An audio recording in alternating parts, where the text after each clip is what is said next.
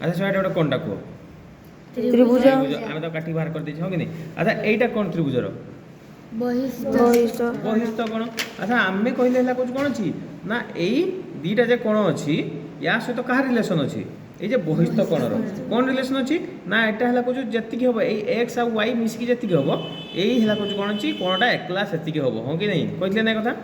अच्छा एटा देखिया करी की देखिबा बुझि पारलो कि नहीं। अच्छा आमे दी कोन करबा ना दीटा कोण काटी आनिबा कोन करबा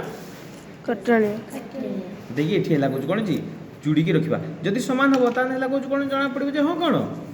दे दीटा को समान नै की एटा भी काट दबा नाटा काटबा नहीं